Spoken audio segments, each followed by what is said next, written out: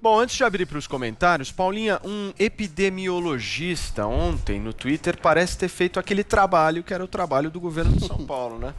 Pois é, o Márcio Bittencourt, aliás, ele tem feito uma cobertura muito legal aí de toda essa pandemia do coronavírus, desmistificando números e gráficos, falando da situação do Brasil, de outros países. E essa thread que a gente fala é quando tem vários tweets sequenciais, acabou viralizando demais ali na internet, porque trouxe esse bom serviço de esclarecimento, aquele jeito claro que a gente lê, entende e acompanhado também dos dados divulgados pelo Butantan. Eu vou fazer a leitura daqui, vocês vão vendo a imagem aí de alguns tweets daí para a gente acompanhar a linha de raciocínio do Márcio Bittencourt. Ele começa assim, ó, nota urgente, vamos arrumar o que a brilhante comunicação do governo de São Paulo está estragando. Aí, em caps lock, que é quando a gente grita, né? Quando a gente está escrevendo e grita, a gente põe em caps lock. Os resultados da Coronavac são muito bons. Eles têm impacto na estratégia de uso, eles têm limitações, mas eles são bons mesmo. Muito melhores do que a pataquada da comunicação oficial. E aí, ele explica de forma simples a questão da vacina, que é feita para ensinar o corpo a se defender de um inimigo. Aí ele diz que tem vacina que ensina tudo e tem vacina que ensina parte disso, te deixa apenas ali mais preparado. E aí ele vai respondendo algumas perguntas importantes a respeito de todo esse levantamento de dados, que é, por exemplo, ó, o corpo aprende, faz anticorpos, qual dosagem precisa para isso? É segura?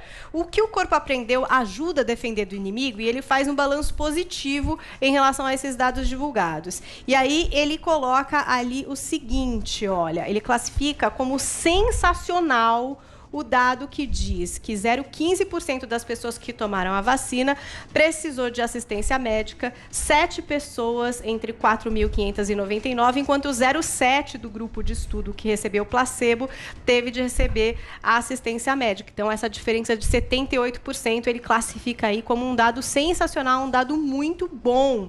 E aí ele resume assim... Resumo, você tem 50% menos chance de pegar Covid-19 e uma redução de quase 80% em casos que precisam de médico, talvez mais do que isso nos mais graves. Dos vacinados, aí sim, a maioria só teve uma gripinha, que não precisa de médico. Covid-19 vira gripinha na maior parte dos casos e fecha dizendo o seguinte, vamos ver se o Adriles vai concordar com isso e se o Joel também vai concordar. Ali, né? Já deu para perceber. Eu tô aqui para Adriles. A matemática básica. Deixa terminar. Calma. Deixa terminar. Calma. Segura, eu vou ler o final, a conclusão em caps final, lock também, né, Paulinha? Em caps lock, gritando pra galera, gritando pro Adriles, gritando pro Joel, gritando pra gente aqui, que agora eu vou ler.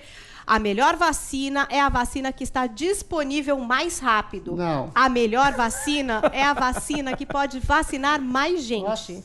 A melhor saída da pandemia é ter alguma vacina razoavelmente eficaz e segura. E a Coronavac é. E aí, galerinha? Eita, Joel Pinheiro da Fonseca. Posso falar em caps lock? Vou começar por você. Em caps lock, hein? Vamos tentar separar no comentário duas coisas diferentes. Isso, é o que eu ia fazer. Eficácia da Coronavac e estratégia de comunicação do governo de São Paulo.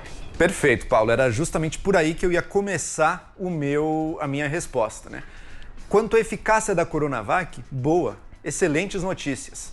Veja, se você tomou a vacina, a chance de você estar protegido de sequer pegar o vírus é de 50%. De fato, não é tão alta. Mas a chance de você não ter sintomas que exijam cuidados médicos, daí sobe bastante. Perto de 80%. Esse número é muito bom. Ou seja, se a gente conseguir, com a Coronavac, vacinar os grupos de risco, os idosos e tudo, vão estar basicamente protegidos contra os piores efeitos da Coronavac. Existe um ponto aí que é preciso tomar cuidado. Quanto às internações e mortes, os casos mais graves, né, que deu proteção de 100%. Claro, é um número bom. No grupo de controle do placebo, 7 pessoas chegaram ali a morrer e tudo, ou ser internado, não lembro direito. E no grupo que realmente tomou a Coronavac foram 0. Então eles então a proteção é de 100%. Não é bem assim. Como os números eram muito baixos ainda, não dá para tirar essa conclusão de que 100% das pessoas que tomarem a Coronavac vão sobreviver caso peguem a doença. Eu acho, inclusive, um erro da comunicação ficar enfatizando muito esse 100%. O número era baixo. Esse número pegou, mesmo.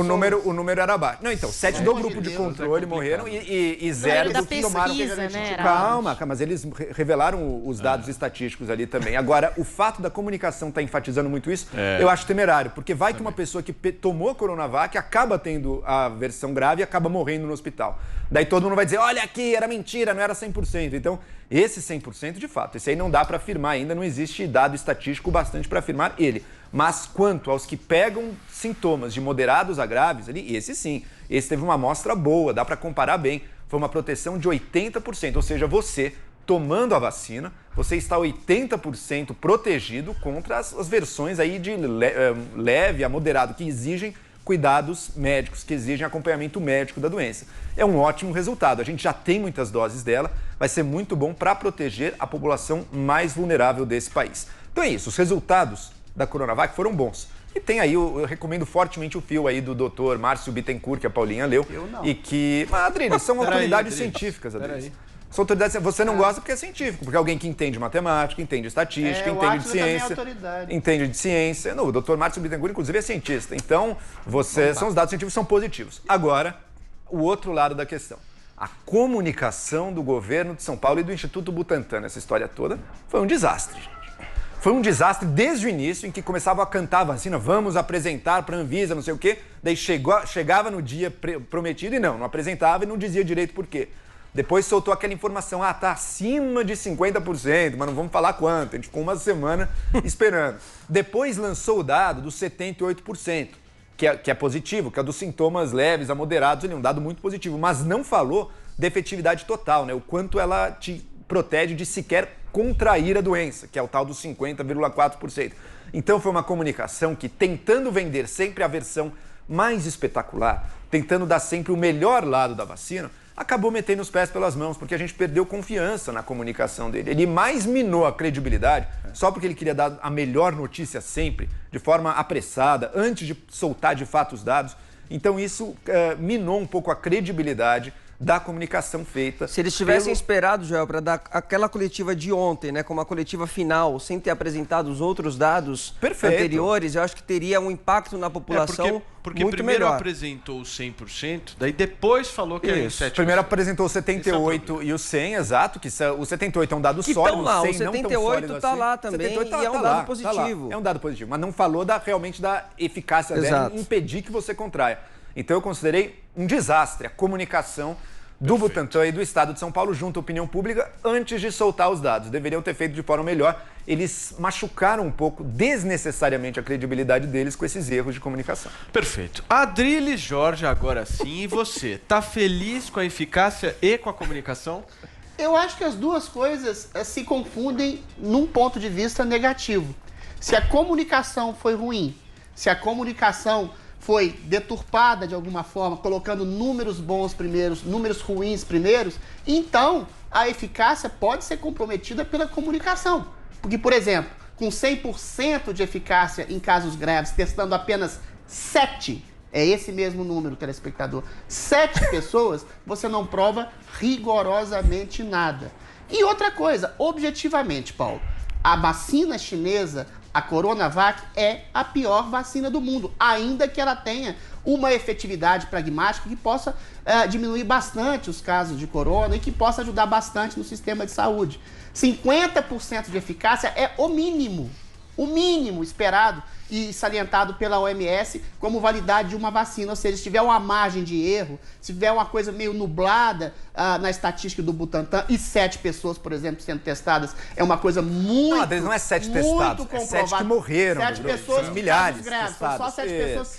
O número de 100% de eficácia em casos graves foi feito em 7 pessoas. Joel. Então é isso, eu acho que essa coisa assodada de querer aprovar uma vacina emergencial num dia assim, marcado como o dia de São Paulo, cria exatamente a suspeita de uma politização grave do Instituto Butantan, que já errou, por exemplo, fez projeções de vidas salvas pelo isolamento, sem nenhum tipo de base científica. Ou seja, lança sombras à comunicação não efetiva e politizada do governo de São Paulo, em cima do Instituto Butantan, lança sombras sobre a própria efetividade dos resultados. E esses resultados vão ver o que a Anvisa diz a esse respeito. E os próprios resultados aferidos, 50%. Se você tem uma chance em 2 de não ser infectado, o que isso vai incidir, por exemplo, nas medidas de isolamento? Se você ainda consegue, ainda tem a possibilidade de infectar pessoas idosas, de pessoas com comorbidades, pessoas mais doentes, você ainda vai ter uma insegurança de voltar à vida normal, de abrir os negócios. Ou seja, é a pior vacina do mundo. A gente comprou milhões de doses de maneira apressada, ou seja, de maneira politizada. O índice de eficácia global das vacinas, a Pfizer, a Moderna, a AstraZeneca, é em torno de 80% a 90%. AstraZeneca, 62%. Tudo bem. E aí se coloca outra questão. Vai haver outras vacinas nesse cardápio de escolhas? Em havendo, quem vai preferir uma vacina que tem 50% de efetividade e outra com 90%? A questão é, o governo federal vai ser hábil o suficiente para colocar na mão do brasileiro, na possibilidade do brasileiro ser vacinado com outra vacina que sequer a China já não foi, escolheu né, tomar. Eu não estou para falar que eu sou anti-vacina aqui, eu não estou negando a eficácia pragmática da Coronavac. Eu acho que vai melhorar e melhorar bastante a situação. Mas que foi uma escolha assodada, apressada e que os números estão numa sombra exatamente por essa suspeita de politização do Instituto Butantan e que há outras vacinas muito melhores, isso é fato. Ok.